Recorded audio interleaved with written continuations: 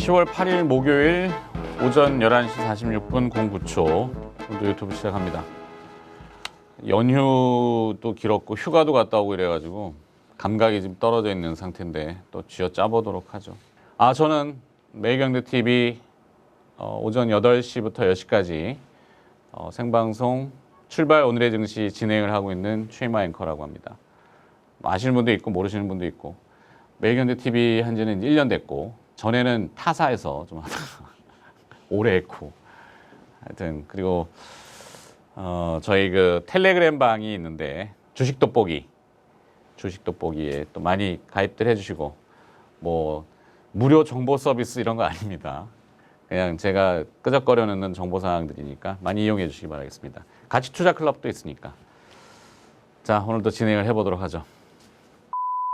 매크로는 뭐 미국 이슈겠죠. 미국이 궁금하실 텐데 그동안 우리 좀 연휴 기간하고 내 휴가 기간 동안 잠깐 쉴 때 내가 더 사지는 하라는 얘기 못 하겠다 했잖아. 이제 다시 또 바꿉니다. 더 삽시다. 밀고 가자. 뭐 트럼프 대통령이 됐건 뭐 조 바이든이 됐건 미국 대선에 신경 쓰지 말고 그냥 밀고 갑니다. 그 이유는 중요한 키워드가 등장했는데 미국 연준에서 9월 달 FOMC 의사록을 공개했는데 매우 중요한 단어가 등장했어요. 디스인플레이션이라는 단어인데 그러니까 사실 통화를 많이 풀고 양적 완화를 했죠. 뭐 일반 상식적으로는 돈이 많이 풀렸다고 얘기하는데 그러면 자연히 이제 물가가 올라가죠. 뿐만 아니라 이제 자산 가격도 올라가고 그래 자산 인플레 뭐 주식도 올라가고 부동산 가격도 뛰고 뭐 쌩 난리 지랄을 치는데 그러면은 언제 순간에는 그 이 통화를 증발시켜 버려야 돼. 태워버려야 된단 말이야. 그러지 않으면은 돈이 너무나 넘쳐나는 부작용이 있기 때문에 그거를 이제 방어하는 게 디스인플레이션이라는 정책인데 연준이 그렇게 표현을 했어. 인플레이션이 서서히 올라온단 말이야. 물가가. 그것을 제어하는 디스인플레이션이 강하기 때문에 라는 표현을 썼다고. 그러면 요점은 뭐냐면은 통화를 증발시키지 않고 태워버리지 않고 계속 돌리는 거야. 자산을 사는 거지. 주식을 산다는 얘기입니다. 연준이 그렇게 표현을 했어. 근데 그러기 위해서는 그것이 효과를 내려면은 추가 경기 부양책이 나와야 된다. 안 나오면은 혼돈의 시기에 빠질 수 있다. 제롬 파월 연준 의장이 얘기를 했고 트럼프 대통령이 이제 지금 뽕을 맞았지만 코로나 때문에 뽕이라고 표현해도 되냐? 안 되지. 약을 먹잖아. 지금 코로나 치료제를 뭐 스테로이드 제제부터 시작하고 막 칵테일 요법으로 뭐 렘데시비르도 먹고 리네제론 것도 먹고 뭐 많은 걸 드실 겁니다.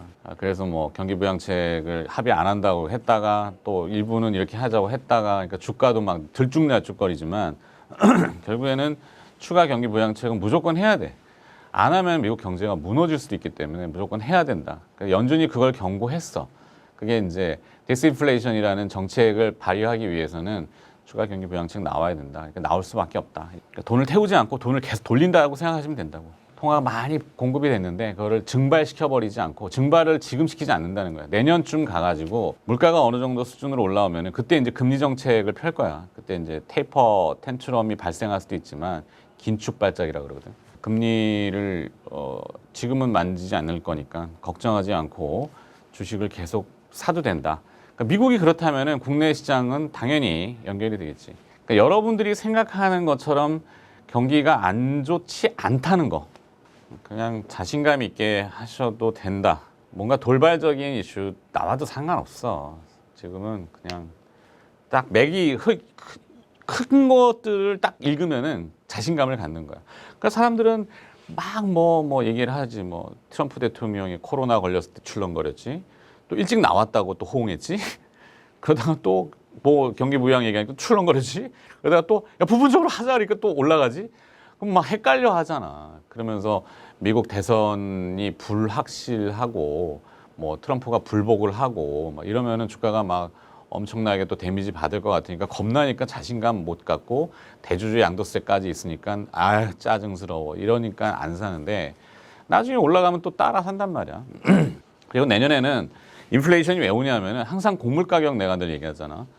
식량 가격 많이 오릅니다. 지금 많이 올랐어 사실. 우리 처음에 얘기했을 때보다도 상당히 많이 올랐어요. 그것을 이제 뭐 직접 투자하는 제 입장에서 보면은 나름 조금 하여튼 그랬는데 밀은 이제 겨울밀이 있는데 러시아에서 작황을 해요. 근데 러시아가 지금 기후가 골 때려. 따뜻해. 따뜻해. 북반구는 따뜻해. 옥수수 같은 경우는 이제 미국에 이제 그 콘벨트 얘기했잖아. 벨트도 많다고. 반벨트, 콘벨트, 무슨 벨트, 벨트. 콘벨트 지역의 수확기인데 지금 태풍 하나 생겼지. 태풍 이름이 뭐더라? 델타. 카테고리 4, 그러니까 4등급짜리예요. 5등급이 최고야. 근데 빙빙 돌면서 지금 올라가는데 만약에 비를 머금고 있으면은 옥수수 수확 시기에 비 뿌리면은 됩니다.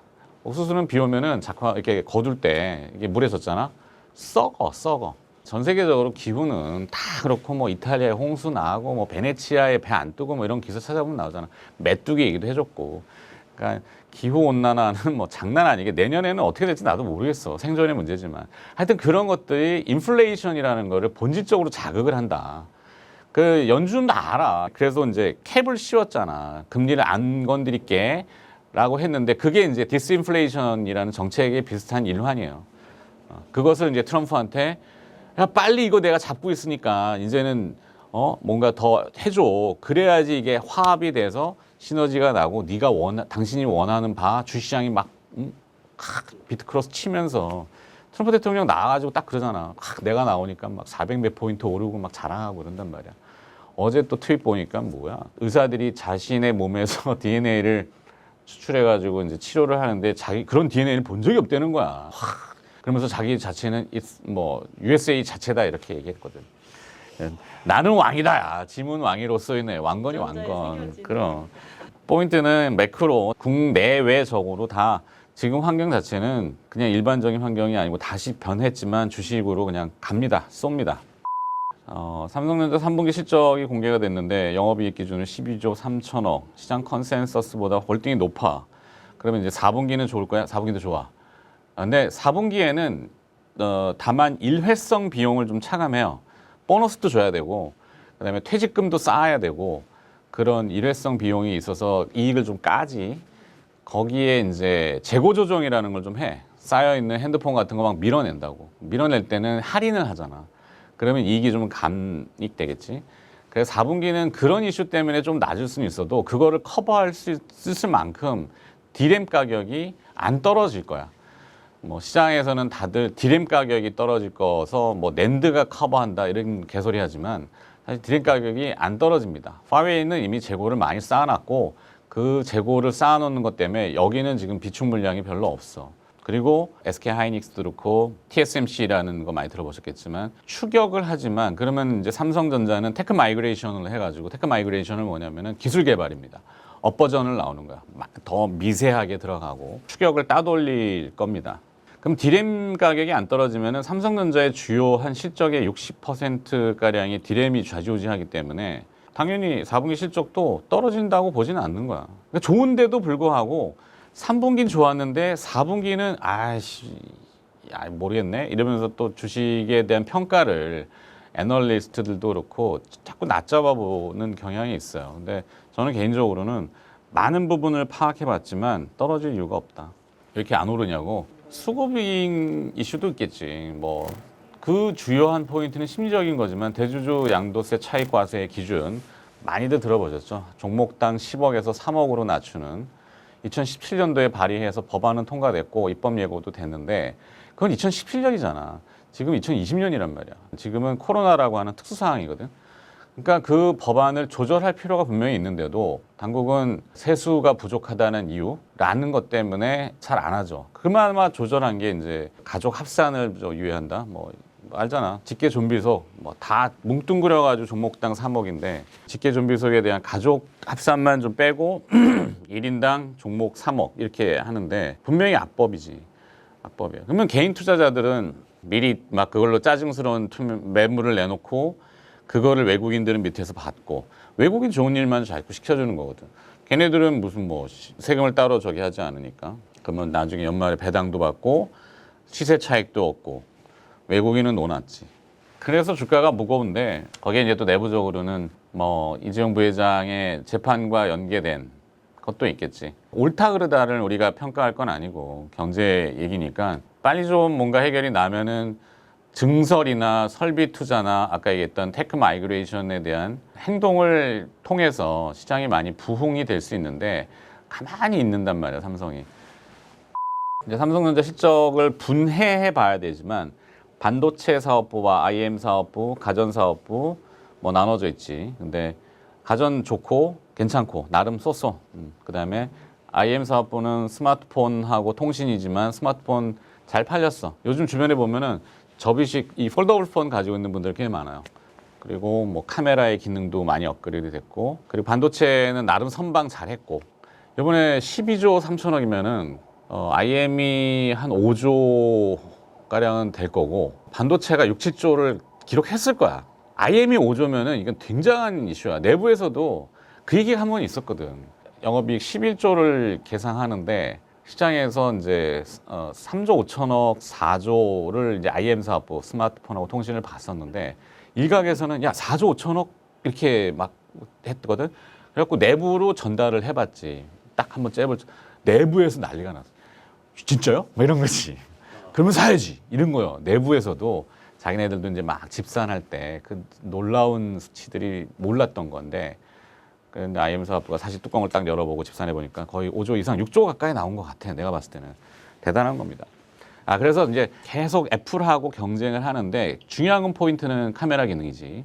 자, 스마트폰에서 광각, 광학, 그러니까 와이드와 줌으로 당기는 기능, 폴디드 줌이라고 표현하는 이것들을 기능 구현하려면은 센서 시프트.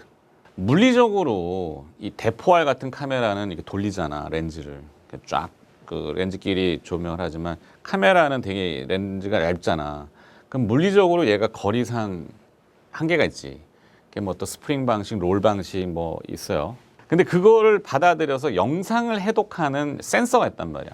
이미지 센서지. 그 영상 센서들이 계속 업그레이드가 되는 거야. 그 OIS 칩 같은 거. 손떨림 보정 많이들 얘기하지. 그다음에 액추에이터 요거 따따 하는 거. 이거를 지금 가장 핫하게 떠오르는 데가 물론 이제 MC넥스라는 기업을 내가 되게 좋아하지만 자화전자가 지금 어마어마하게 떠올라.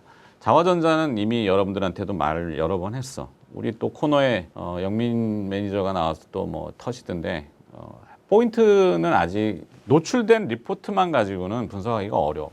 OIS 칩을 보통 이 카메라에 실장을 하려면은 제조업체하고 6개월간 튜닝 기간을 거쳐야 되는데 그러니까 한 번에 빡 되는 게 아니라는 얘기야. 이미 준비 다 끝났고 삼성 전기를 통해서 애플로도 들어갈 것 같고 내년에는. 그리고 이게 단가가 한 4,000원 정도 할 거야. 근데 내년에 스마트폰에 이 대충 자화전자를 통해서 들어가는 개수를 이거 내부 얘기인데 한 2억 대를 좀 봐. 4,000원에 2억 개. 그럼 한 8천억 대지. 8천억에 영업이익률이 한 20% 나와. 그러면 얼마야? 1,600억 정도 된다고. 내년에 자화전자는 놀라울 거야 아마. 근데 지금 시가총액 2,500밖에 안 해. 카메라 모듈 쪽만도 그런데 자화전자의 플러스에는 PTC 히터라는 거가 있어요. 전기차와 수소차에 다 들어가야 되는 거. PTC 히터는 객단가가 100불인데 자화전자는 150만 개 정도 생산할 수 있는 시설을 가지고 있어. 그냥 단순히 곱하면은 100불 곱하기 150만 개, 그러면 1,500억이거든. 여기는 마진율이 한 30% 돼. 그러면은 영업이익이 한 400억 이상이란 말이야. 그러면 앞에 얘기했던 액추레이터와 OIS 칩 이런 쪽도 1,500억에 400억 붙여봐. 그러면 한 많이 나오면 2천억까지. 시가총액이 2천억인데 영업이익 2천억 나오면은 끝난 거지. 지금 추정하는 올해의 매출과 이익의 추정치는 그냥 저기 가라고. 내년이 정말 좋아질 수 있는 게 자화전자다. 겁낼 필요 없는 거다. 주가 차트 보시죠. 이거 내가 제일 싫어한다 그랬잖아. 글씨 화가야. 뭐 맨날 그림만 이런 얘기 하면 안 되는 거야. 차트를 놓고 주가를 판단하면은 자꾸 오류에 빠지니까 본진을 잘 파악하시고. 그래서 카메라 쪽은 자화전자, 뭐 우주 일렉트로닉은 커넥터, 그다음에 또 한 대가 이제 동훈아나텍이 있어요. 동훈아나텍도 굉장히 좋아질 겁니다. 그다음에 이제 작은 거를 좋아하시는 분들, 이지미디어 시가총액 300억짜리. 이지미디어는 애플향 TOF 검사 장비를 제가 알기로는 거의 뭐 수주 단계 상당히 근접한 걸로 파악을 해요. TOF는 타임 오브 플라이트라 그래서 빛을 쏴가지고 반사되는 속도를 가지고 거리를 측정하는 겁니다. 근데 그게 뭐 카메라 기능에 들어가요. 카메라 이 후면부에 스마트폰 쪽으로 들어가서 어디에 쓰일란가는 모르는데 하여튼 자율주행에도 그게 많이 쓰여. 라이다라는 게 비싸가지고 그거 대신 카메라를 많이 장착하고 카메라에서 그래서 이런 TOF라고 하는 타임 오브 플라이트 쫙 해갖고 몇 미터? 거리 측정. 그 센서가 또 빨리 판단해야 되고. 이지미디어라는 거는 좀 작은 거지만 웃기지 않냐? 빨간 약 아까 짓기. 근데 그걸 뭐 그거는 식상 재료 같아. 신테카 바이오는 우리 이미 많이 우리 코너 했잖아. 또 하면은 내가 무슨 이해타산이 있는 것 같아고 그런데 보도는 나온 것 같아. 큐젠 바이오텍하고 동물성 실험과 코로나 아까 그 폐계면 활성제 얘기해줬잖아. 그 특허 신청을 한 걸로 나오고 그다음에 여기도 정책적으로는 사실 주가가 이렇게 강한 건 다 이유가 있어. 이낙연 총리가 이제 방문을 했고 막 그런 게 있단 말이야. 그러니까 정부도 지금은 코로나 치료제가 급하지. 근데 우리나라의 단점은 뭐냐면은 표본 데이터가 별로 없는 거야. 코로나 확진자가 별로 없잖아. 임상을 하려면은 확진자가 많아야 돼. 다양한 연령층에 다양한 경우들을 가지고 임상을 해야 되는데 확진자를 줄이잖아. 방역을 잘해가지고. 해외 나가서 해야 된단 말이야. 인도 이런 데 가가지고 빨래터에서 막 그런 게 있구나. 임상을 못 하는 거야. 그러면 그 임상 절차를 줄이기 위해서는 AI가 돌려야 되는 거지. 막 슈퍼컴퓨터에서 막 이런 경우 저런 경우 막 돌리고 그다음에 신약 창출이 아니라 기존 약물에서 약물 재창출을 하는 거를 하려다 보니까 신테카 바이오가 좀 많이 주목을 받고 그게 이제 큐젠 바이오텍이 가지고 있는 폐계면 활성 물질 베타글루칸이라고 하는 뭐 그 물질을 창출하니까 이 효과 동물성 테스트를 해보니까 효용성이 나타나서 개발 더 갑시다. 그래서 특허 등록해놓고 가는 거지. 조금 옆으로 이제 횡보하겠지. 내려왔다가 올라왔다 횡보하겠지만 결국엔 때 되면 또 오르지 않을까 싶어. 그리고 뭐야 트럼프가 자기 이거 별거 아니라고 백신도 늦게 만들 거라고 막 그랬잖아. 대선 이후에 백신이 나올 거라고 그랬지. 그러다가 또 내일 바뀔 거야. 내일은 백신이 꼭 나왔어 이렇게 할 수도 있으니까. 그분은 모르겠어. 그 사람은 그 형은 진짜 내가 살다 모르겠어. 아니 훌륭한 형이긴 한데 북한이 이번 주에 그 이벤트가 있지. 노동당 창건 75주년이 있는데 그래도 딱 보면은 트럼프 대통령 코로나 확진됐을 때 바로 형은 이겨낼 거야. 화이팅 했잖아. 그러면 특별하게 태클을 걸지는 않을 것 같아. 근데 이제 뭐 우리들 얘기했던 뭐 SLBM은 이제 서브마린이라 그래서 잠수함에서 쏘는 거고 SRBM이 있어. 약자가 Short Range Ballistic Missile. 오, 기억해냈다. 단거리 탄도 유도탄 이런 걸 거야. 그거는 보여줄 것 같아. 있다 정도. 이스칸데르인가? 뭐 러시아제 지난번에 뭐 한번 장거리 방사포라고 얘기 나왔었는데 그런 거 시험 몇 번 한 적 있거든. 거기다 탄도 실을 수 있어.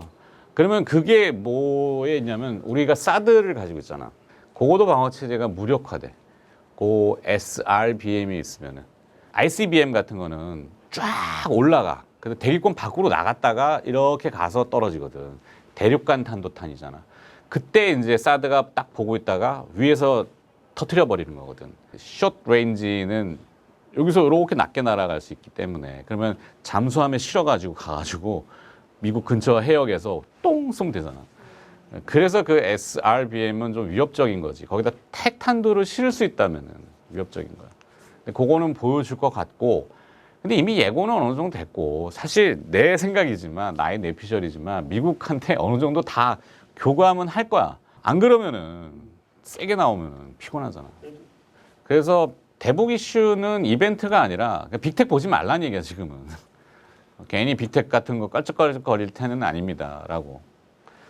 오히려 이 트럼프 대통령의 그 선거 결과나 아니면 그런 거에 따라서는 상당히 큰 호재로 작용할 수도 있는 대북 관계가 그거는 좀 나중에 좀 보자고. 뭔가 많이 이벤트 준비하는 것 같아. 그래서 이제 요미우리에서 나왔던 게 아사히인가 요미우리일 거야. 김여정 부부장을 미국으로 초빙해가지고 한다. 그래갖고 악토버 서프라이즈라는 게 등장했거든. 이건 보도 나온 거야. 근데 이제 우리는 공식적으로는 부인했지. 그렇게 파악된 건 없어. 더 하라고? 많다고? 많다고. 줄여야 된다고. 그래, 오늘 여기까지 하고 주말 연휴 잘 보내시고 다음 주에 또 봐요. 안녕. 안녕. 이렇게 넘어가세요? 아이, 그 뭐 그냥 하면 되지 뭐. 다 아시잖아. 좋아요, 뭐 구독, 이거 알림 설정 이제 많이 했잖아. 너무 자주 하는 거 별로 안 좋아해.